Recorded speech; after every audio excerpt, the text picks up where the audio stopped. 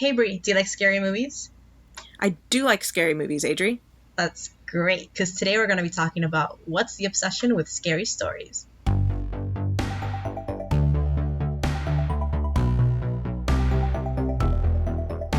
Today we are joined by writer Pete Binswanger. So Pete, can you talk a little bit about, what it is that you do and your experience with telling stories and things like that? Sure.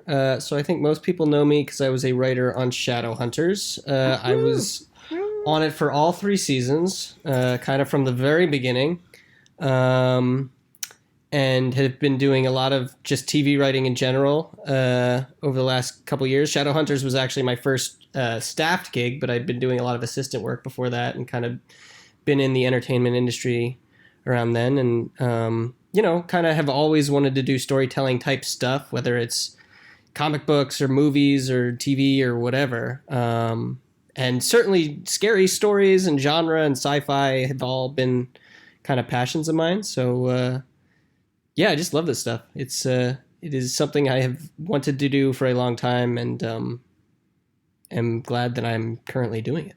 So you were in the Shadowhunters writers room for 3 years, and while Shadowhunters, I would definitely not consider it a horror show. It definitely had elements of horror, especially I want to say in like season 3A and stuff, where we had like some kind of horrific kind of body, like was that the season where we had the goopy like skin clumps or whatever?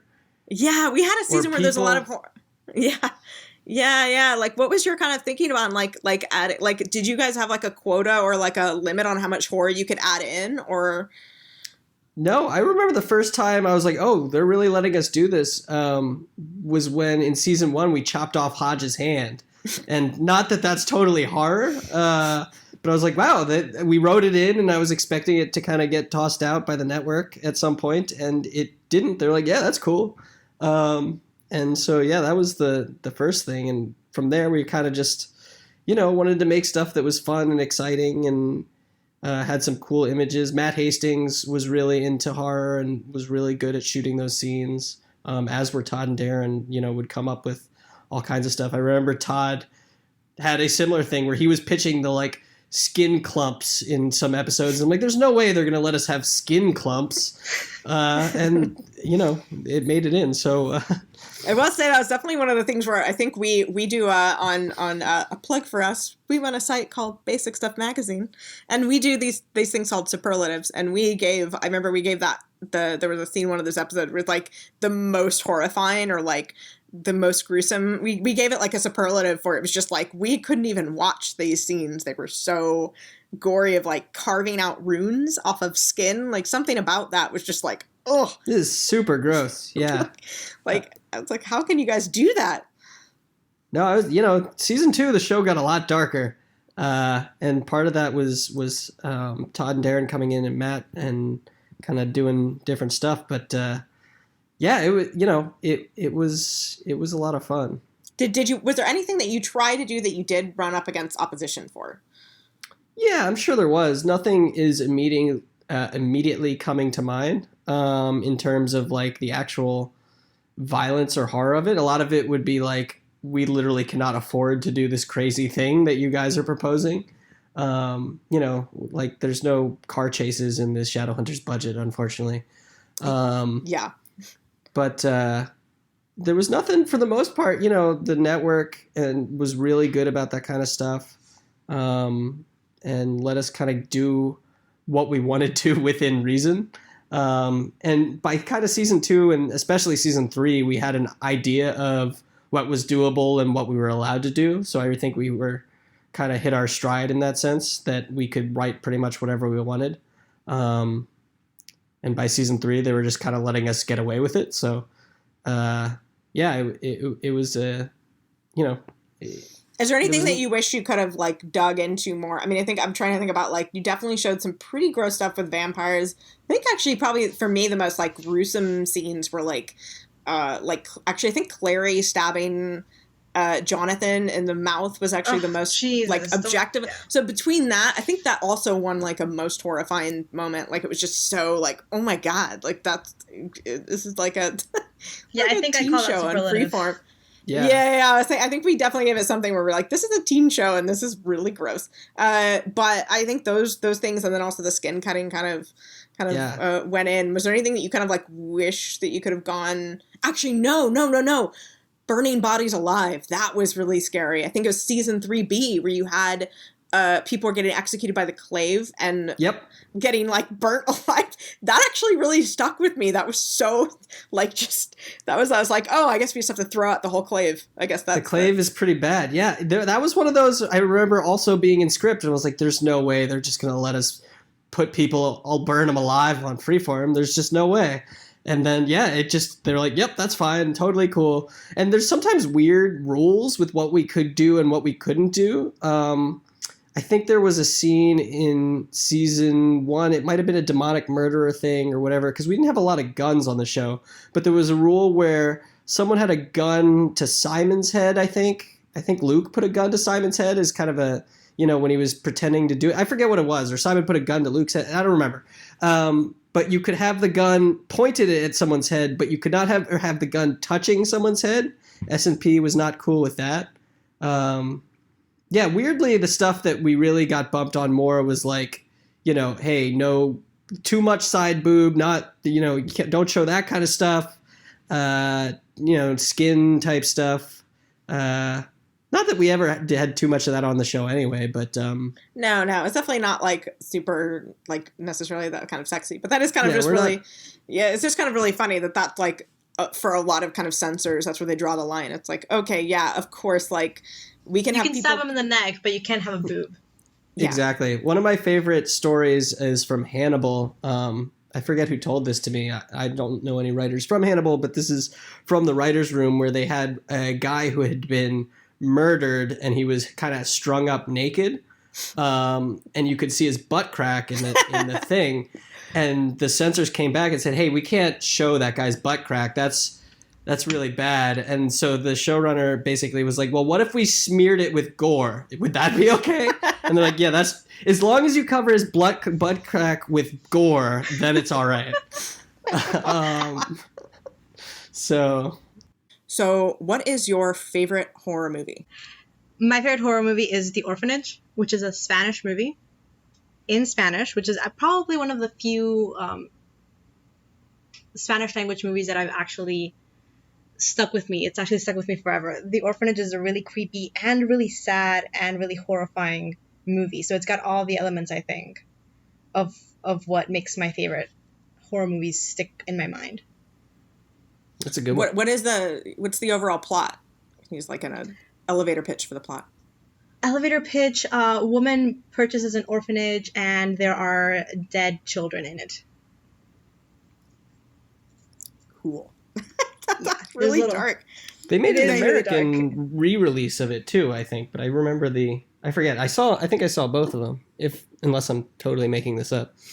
But yeah. It's funny that I think I hope we get to talk about it a little bit later, but it actually was a super staple of kind of horror movies in the 70s, the 60s and 70s, to have kids, like creepy kids. So I'm sure that probably got remade in that time. That was like every other movie was coming out with scary kids and things to do with them.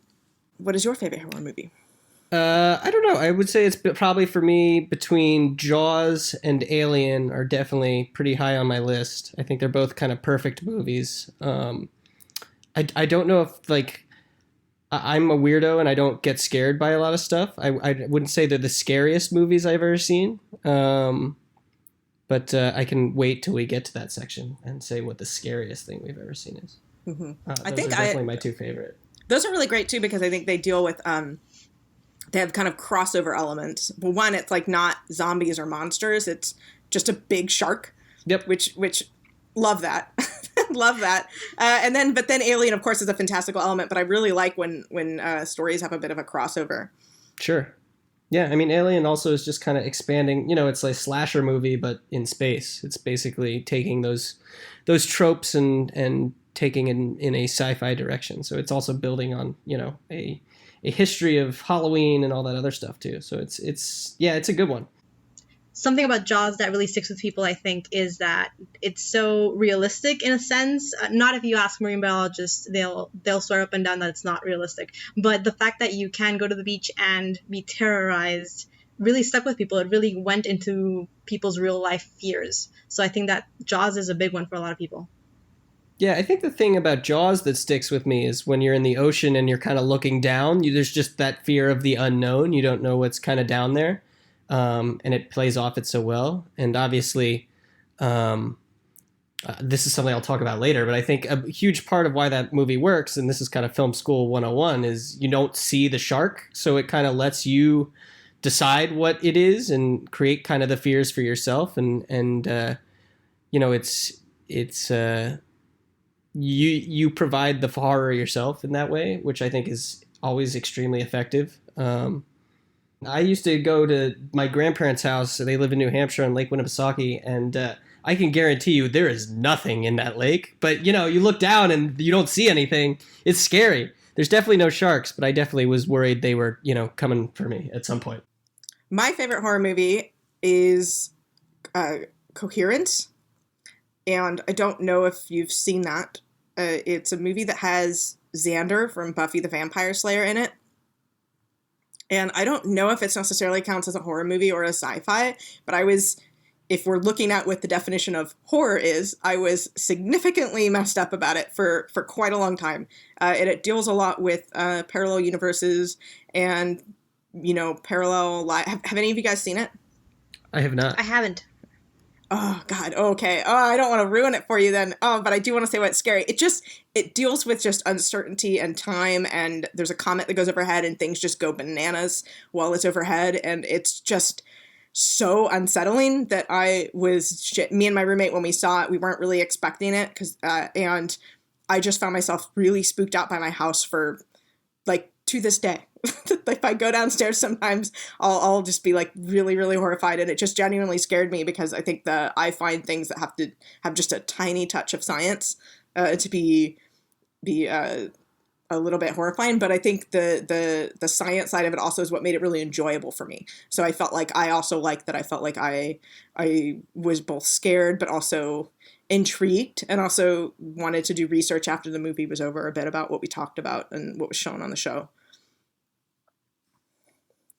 So on that, we talked about, that's my favorite horror movie. In terms of what was the scariest, I think those don't always align. I would say the scariest, and again, this has a bit of a crossover, is Event Horizon.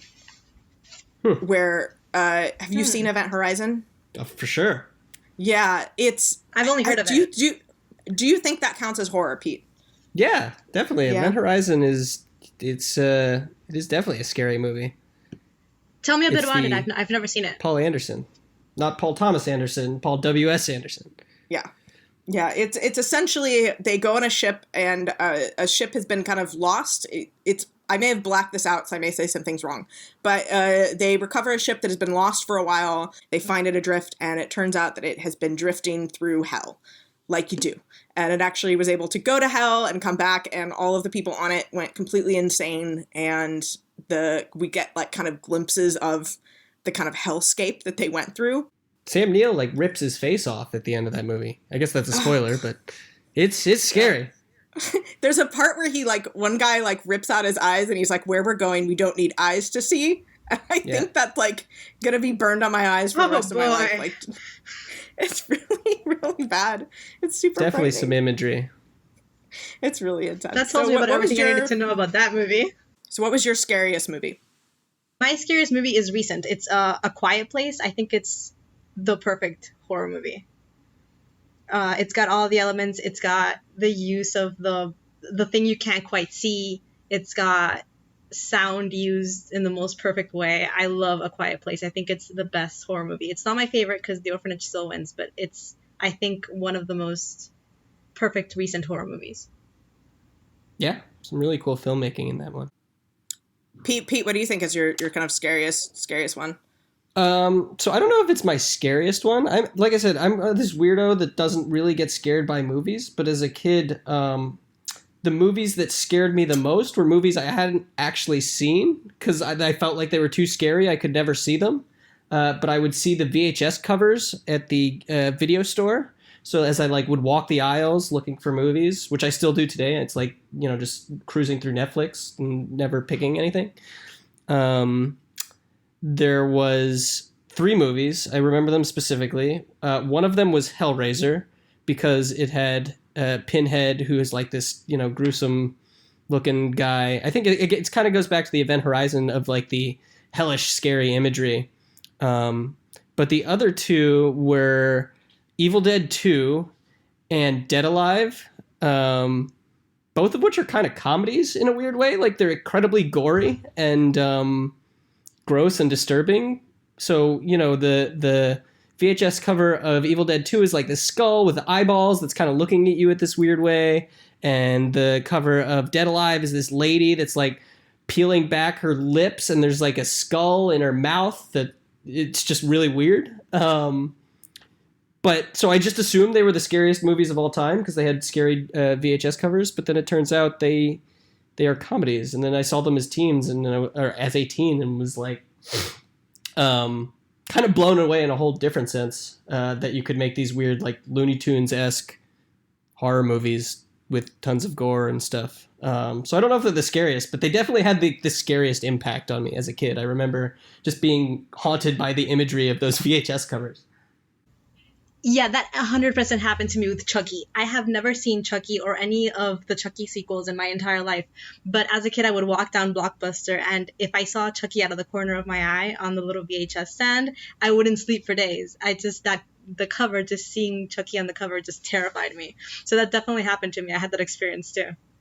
Totally. I think it goes back to the Jaws thing, is that like, you just assume that's the scariest movie of all time, and whatever you're thinking up in your head is probably way scarier and more personal than whatever the movie could actually deliver. So, it goes back to that. The fear of the unknown is always kind of the scariest thing. You have in your notes here, I'm going to murder this. You're all here for me. Amygdala. The Amygdala in you. How wrong was I?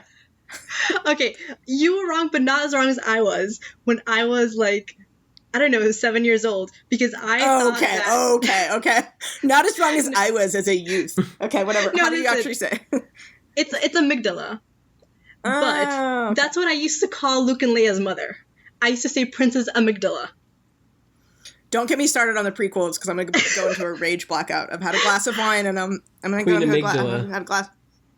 Queen of Amygdala. I guess. Princess. I'm sure knowing... Queen Amygdala of Naboo. Oh, man. Okay. So there's parts of your brain that are very active when there's something that frightens you present. And the first one's the amygdala, which we had a lot of fun pronouncing just now. The amygdala is the one that reacts first when something threatening comes into focus. So things that your amygdala might find threatening are things like long claws, sharp teeth, the dark in general, when you hear a noise that you weren't expecting, just things that are a threat immediately. And so this is what brings up all your fight, flight, and freeze responses, which I'll get into in a second.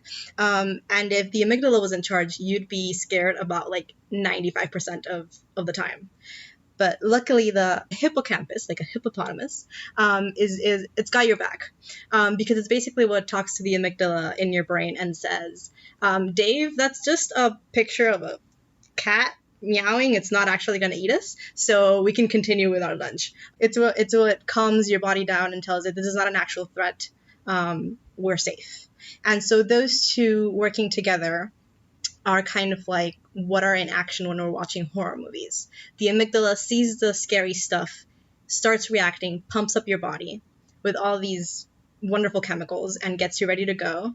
And then the hippocampus tells you, you can enjoy this experience. You're not actually about to die. So is there a benefit to fear? I mean, other than hypervigilance or? Well, fear is meant to keep you safe. So when these threats show up, the amygdala pumps you up in case you need to run. So that's the fight response. When you need to fight something, maybe if it's a bear, you run, but if it's another person, you fight. But sometimes it doesn't actually make a better fighter or a faster runner. It actually makes you freeze up, and that can be the best response at the time, or it might not be. But it's just how your body decides to react in that moment. So those are the three basic responses to fear. I was going to say, for our listeners, if you do encounter a bear, you're actually not supposed to run. You're just supposed to make yourself very big and raise your hands up and not actually run from them, because they are inescapable and death is imminent. Anyway. That's why I don't go into the woods, Brie. Like, let's talk about bringing a date to a scary movie. Isn't that kind of supposed to be considered like a thing that you're supposed to do, is that you like bond over shared trauma? I don't think that's the reason. I mean, Pete, did anybody ever give you that advice? Like, take a girl to a horror movie, or take your date to a horror movie? I have been on a date to a horror movie. It was not a scary movie. It was a horror movie. It was not a scary horror movie. It was The Tingler, which is like a 1940s movie that is really goofy. With Vincent Price. It's a kind of ridiculous one. I highly recommend it. But I think the idea, right, is that, like, you get scared and you cling together and snuggle. You get a little bit more. You get closer out of fear. It's like an excuse just to cuddle at some point, right? Yeah. So that's why people give the advice, because, well, people get all scared and they want to cuddle up to somebody for safety. There's a little bit of science that kind of may back up the idea of taking a date to the movies, but it's not so much protection. So when you're having this physical fear response, your body is in a state of arousal, which doesn't necessarily mean that you're ready for sexy times, even though that's what freshmen in my Psych 101 classes will think. It just means that your body is, heart racing, adrenaline's up, and you're ready to do something with your body. Now, because the horror movie is not actually going to kill you and you don't actually have to fight anybody, you kind of have to sometimes put that energy elsewhere, which is why some people think that taking a date to a horror movie will put people in the mood. Don't know that that's any kind of fact, but that's kind of the reasoning behind it, scientifically speaking. I want to take everybody on a little bit of a history lesson, not too long, but I'm taking everybody on a little bit of a history lesson about the tradition of getting scared for fun.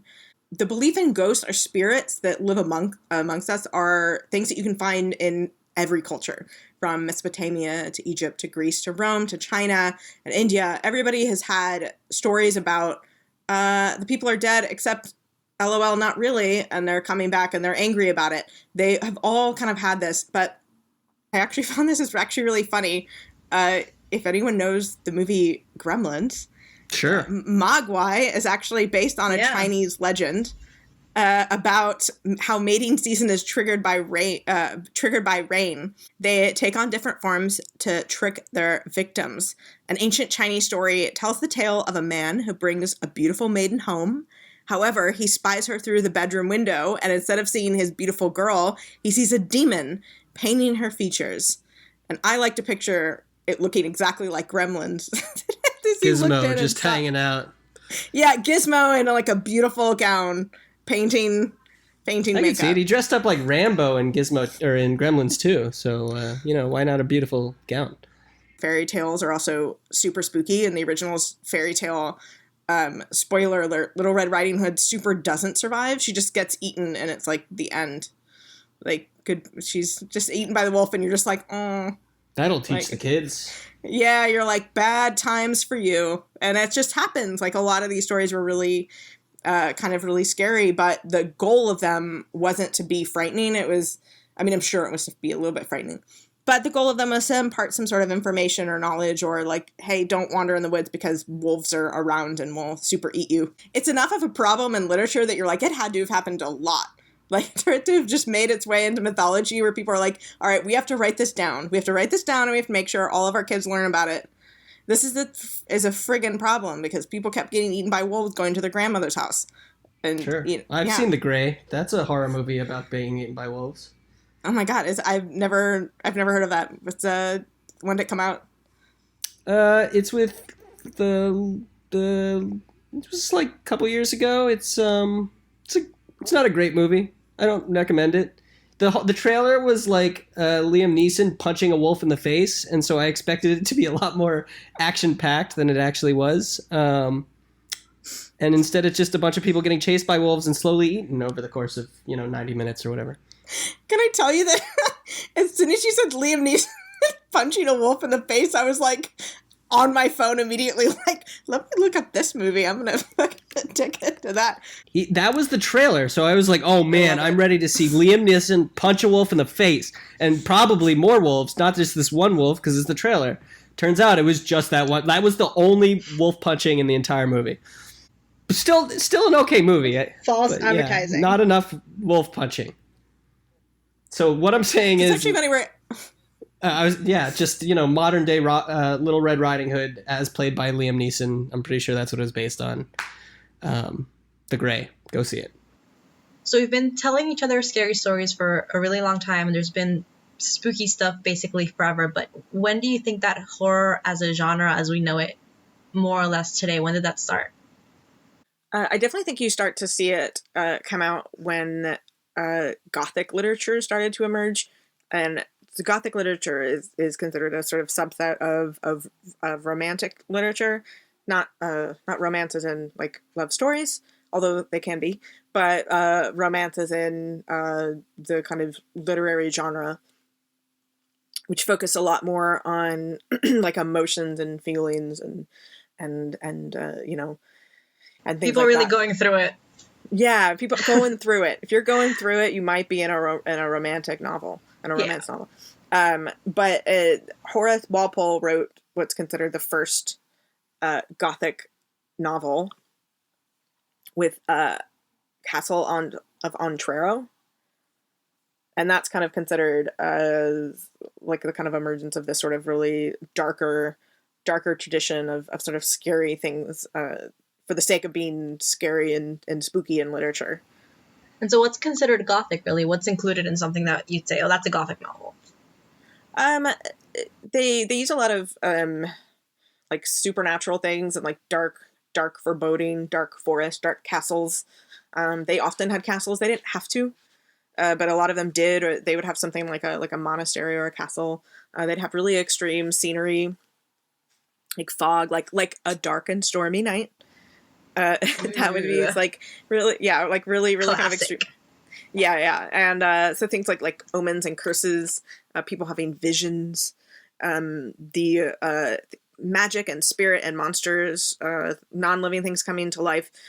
Those would be considered some sort of Gothic occult elements. They often tended to have a women fainting a lot. Just falling over. Yeah, just fainting dramatically all over the place. I don't know. And like they also, a lot of them had the villain or the protagonist, or the villains, people, the characters would often sort of fall victim of their, they'd orchestrate their own demise. So like an example of that is Mary Shelley. She didn't write the first Gothic novel, but she's one that hopefully you all know with Frankenstein.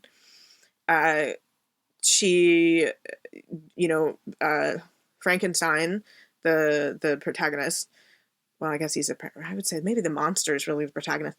Anyways, the main guy, he basically orchestrates the doctor. Actually, I think he dropped out. I have a feeling. That's true. I don't think he actually completed his doctorate, so I don't know if I feel good for calling him Dr. Frankenstein. Anyway, yeah. So he kind of orchestrates his own doom. So he kind of, everything kind of comes around and comes back to get him in the end. And there was also a lot of really extreme scenery in that. Like they end up at the North Pole at one point, just like you do, and there's a lot of things like that. So that's kind of a very sort of kind of typical structure. And you can see like things still today have it, like a really dark, spooky abandoned church or an abandoned castle. Those are really dark, scary elements that kind of come out of the Gothic tradition. There's something about Edgar Allan Poe, who was a spooky bitch. I'm just gonna come out and say he was a spooky bitch. He was the OG spooky bitch. He wrote a lot of your spookiest, bitchiest writings. Edgar Spooky Bitch Poe. Yeah, as he was known amongst his friends.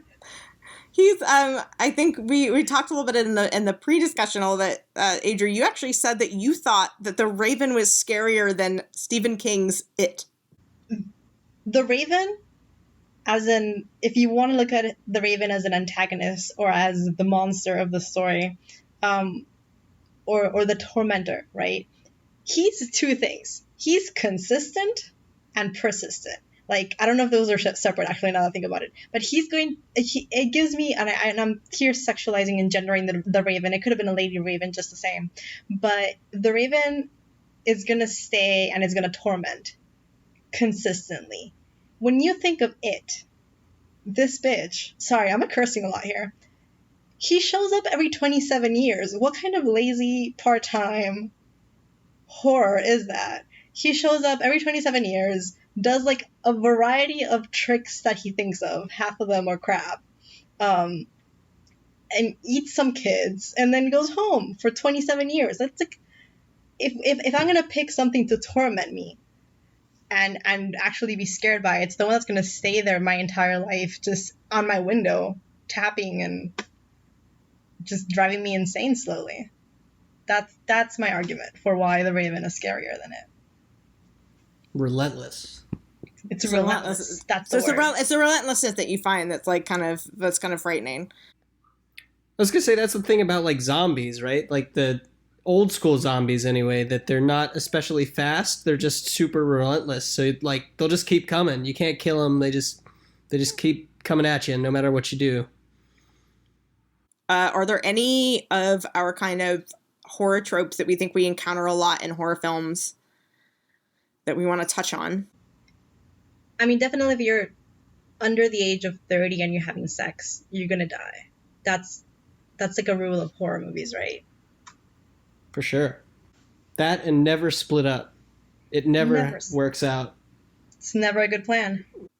Yeah, I'm just trying to think about how much of that is from like actual movie tropes or how much of it's from the Hays Code in Hollywood when that kind of came out. I just wonder how much of that was like, okay, well, we want to show girls in sexual situations, but we have to find a way to appeal to the Hays Code, so we have to like make them die. Like, might be part of it. Certainly, like you look at a movie like The Creature from the Black Lagoon, and you have sexy ladies swimming in water, and this monster is like literally fawning all over them in these gorgeous underwater shots. There's definitely some sexy stuff going on there, as we found out in The Shape of Water. Very sexy. Yeah, very sexy. We actually had a bit of that up. I was going to say, Adri, I think we had a bit of a debate about, do you think The Shape of Water is horror, or is it like... I think it's romantic first and foremost, and I think it takes the horror elements and turns them on their head and uses those to tell a romantic story. Just using all these little factors like the creature from the lagoon and the secret experiment and the Men in Black and all those elements. But Guillermo del Toro has been involved in some really, really good horror movies. I jotted these down. So he was the director of The Devil's Backbone, which is another orphanage-related Spanish horror movie. Not Backdoor, Backbone. What did I say? It's called El Espinazo del Diablo is what it's called. It's like the spine of the devil. And he was also a producer in The Orphanage. So I think he's got a thing for haunted murder orphanages. I don't know. We got to ask him about that. I was just going to say a fun Guillermo fact is a lot of the crew on season 1 of Shadowhunters actually worked on the strain with Guillermo. And one of the producers who directed the finale of season 1 was a producer on Shape of Water. What? Yeah. What? That's crazy. A lot of that is because Guillermo spends a lot of time in Toronto. Seelig, who directed a bunch of episodes in season 3, was also a AD on like I don't know, a bunch of Guillermo stuff. Now let's talk a little bit about how horror can reflect things like where we are as a society. Yeah, I mean, I think the best example of that currently is what Jordan Peele is doing with his horror movies. Get Out, and then what's the recent one? Is it Us? Us, That's what yeah. it's called? Us, yeah. Because he's going, especially with Get Out. I haven't seen Us yet, so I can't speak to it. But he's tapping into what's going on with the racial tensions, and how even people who feel themselves very, very liberal still have all these racist undertones in their day-to-day life. And he was kind of calling that out in Get Out.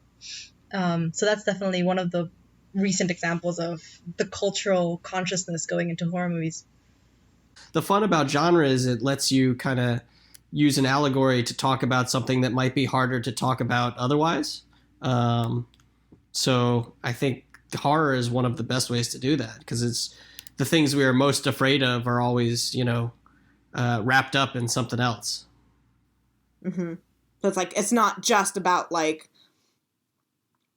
I don't know, it's not just about invasion. It's like, oh, zombies. Like you can disguise it as sort of something else. Like well, even, back to the very beginning of horror movies, I think a lot of it stemmed from like German expressionism, which came out of World War One. Everybody was feeling really grim and down because all this stuff they had witnessed. So they were making these really kind of spooky, dark movies. And it's kind of what you were saying too about the 70s with the sexual revolution. And then suddenly there was all these slasher movies about sexual promiscuity and how that's going to get you killed by, Jason or whatever. So yeah, I think it's kind of whatever the fear of the day is, certainly plays into it and can have some thought-provoking stuff. Why do we crave horror stories? Why do you think that that's so important to us as a society and as a culture? And Adri, there was a Stephen King quote. Yeah, I'm gonna go with the short version because it is kind of a little essay he wrote on why we crave horror stories. But he wrote, the mythic horror movie, like The Sick Joke, has a dirty job to do. It deliberately appeals to all that is worst in us. It is morbidity unchained, our most base instincts let free, our nastiest fantasies realized. And it all happens fittingly enough in the dark. So I like that. He's kind of talking about sitting in the movie theater and just letting the nasty stuff in you have fun in an enclosed, safe space. And then you get to go home and be normal again. Do we need that level of darkness entertained on a semi-regular basis? And does horror serve that purpose of like stoking that fire that's within us? Not to get too dark, but like, is there this kind of like horror monster within us that needs to be kind of like, feed me, like what's that? What's the plant that like eats Little Shop of Horrors. Yeah. I was like, feed me. Like it doesn't. Is it like sitting within us? Like it needs like a base level of like, okay, all right, you've consumed enough people getting their heads chopped off for today, and like Sure. That's what you need. That's what you need. I wonder how much of that is like important to us as like people. With anything, any form of kind of storytelling, the point of, especially horror or sci-fi or fantasy, any of that, it's using genre to kind of, through allegory or whatever, to tell stories that reflect our modern life and the things we're afraid about that maybe we don't want to, confront head on, to kind of obfuscate it in such a way that it makes it a little more palatable. So maybe we don't want to talk about, death by cancer, but we can talk about death by, monsters or something that's a little bit easier to handle. I think kind of along those lines, it's a way for us to work out all of these more mundane fears that we have, and maybe, social concerns or existential crises that everybody has, and kind of explore them in their ridiculous extreme, to work out our feelings in this kind of safe space. I think that's the purpose of going and trying to consume scary stuff on purpose. For our drinking game for this episode, You recommended Christine. Can you talk to me a little bit about why you recommended that movie? Yes, I can. So I looked through the mentions to see what other people were mentioning, and somebody mentioned Halloween and It. And I had just tweeted about Christine. I don't even remember why.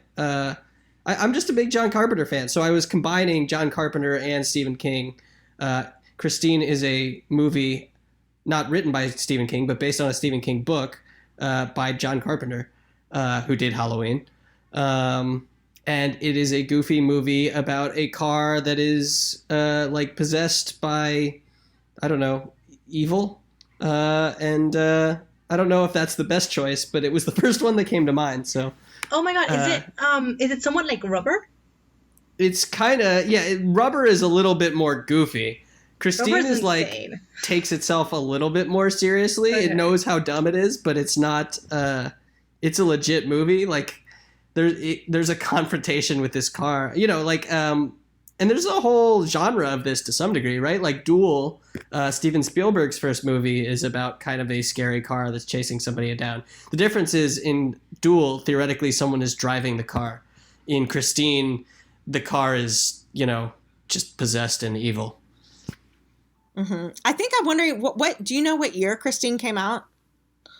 I want to say maybe the mid 80s. Here, I can look that up. Okay. So that's kind of an interesting thing. I mean, it's I wonder how much of it is like, I feel like the 70s were like so horror went through this like really campy time, and then it became really, really scary with like the shot, like at least for me personally, when you think about things like The Omens or like The Exorcist or like Carrie or Halloween, like the horror movies got super, super scary, and then I wonder if they came again and they like got a little campy again. Like everybody kind of loosened up and we're like, oh, okay, we took it too far. Let's have a little bit more fun and be a little less like soul crushingly terrifying. I think that's like, movies in general. Like you look at the late 60s and 70s, kind of as the studio system fell and you kind of got a little bit more rise of like the film school brat type stuff. And you see, movies like The Exorcist, which is like really this weird art film made into a horror movie. Like there's that whole scene where he's just kind of running around the track or whatever. It's just, all those movies were very slow and kind of spooky in their own way. And I think 80s, you started to get more into like, I guess more Spielberg type stuff or John Carpenter, which is a little bit more fun and campy and a little bit more popcorny. So I was gonna say, because like I wonder about like to contrast that something like Texas Chainsaw Massacre, which is like feels like a little too real, like just too like the scare is coming from inside the house kind of thing. We were talking about how before it was like it's your mom, it's your dad, it's your kid, like that kind of a thing, and then it was like, okay, all right, you know what? It's like no more people, it's now your car. And like maybe For things, sure. like let's refocus on making things kind of fun. Yeah. Also, Stephen King was just on a lot of drugs in the 80s, so who knows what he was doing. Yeah, it's funny. He has no idea what he was doing. I know, it's funny. I was reading an interview with him about it too, and they proposed like kind of a plot change a little bit to him, and he was just like, they were like, oh hey, like this kind of makes sense for the character. Like this, is this what you intended? And he's just like, I was on a lot of cocaine. So like it could have happened. Like sure, like yeah, maybe. And they're like, oh, it wasn't intentional. I was like, no, like nothing about my life was intentional. Yeah. I don't know. Okay, so one thing we can do to close is each of us can say the 3 rules of horror movies from Scream, and then you can just go into the outro. Wait, we each say the 3 horror, like we say it like a chant. No, like one of us says each one for you, like not like a creepy chant thing. All right, we're going to capture you into a ritual, Pete. This is going to happen. Here we go. I'm ready. We're going to chop the hell out of this, Pete. We're going to make us all sound so smart. We're going to chop us down to 45 minutes of delicious horror goodness. This is so much more smooth than the first time we tried this. You have no idea. Oh my God. You have no idea. This has gone great. Yeah. It's just funny. It's funny thing is that like I actually don't like scary things and I don't like violent things. And that's why like I really don't seek it out. I have not yet seen It Too, and I know I want to for my boy Isaiah. I want to see it. I know I want to see it for Isaiah Mustafa, but like part of me is like I'm like psyching myself up. I'm like, okay, I'm gonna get real drunk, and but okay, all right. So thank you for listening to us ramble for approximately an hour. about horror movies in general and about why we like being scared. If you find yourself wanting more, you can subscribe to us on iTunes and Spotify at What's the Obsession With. You can also follow us on Patreon for some extra fun perks at patreon.com/whattheobsession, and Twitter at Basic Stuff Mag and The Obsession Pod. And Pete, where can we follow you at? I am on Twitter at Tato Bins, and I think that's basically it. I don't know. Instagram, also Tato Bins. Tato Bins. What's the story behind Tato Bins? My dog's name was Tato, and my last name is Binswanger. And that was my first AIM screen name, and it's been my screen name on everything ever since. So that's branding. Goes way back. Strong branding. Yeah. Thank you for joining the crazy ride, Pete. No, thank you for having me. This has been a lot of fun. We'll have to do it again sometime. And actually, I think the very next episode we're going to record is with Holly and Zoe, who are also writers on Shadowhunters. I am sensing a theme here. There you go. Yeah, but they also are very into true crime and are experienced on that. And Zoe apparently has a serial killer pen pal, which is what she led with when I said I have a podcast, and she said, "I'm going to stop you there. I have a serial killer pen pal." And I was like, It's true. She was writing to him or getting letters from him while we were in the writer's room in season 3, and everybody's like, she's like, yeah, I'm going home over spring break or Thanksgiving or whatever. I'm going to meet this serial murderer and be in a prison cell with him alone. And we're like, Zoe is not a large or intimidating lady. She is, but she was confident, and she's, more power to her. I don't know if she ever did meet him. I think she did. I don't know. You'll have to ask her. Well, that sounds super scary and also not safe. But no. Well, we'll leave that at that, and then hopefully we can kind of touch bases on that. If you listen to our podcast and you want to tweet along with us, you can hashtag the Obsession Pod to share your thoughts. And until next time.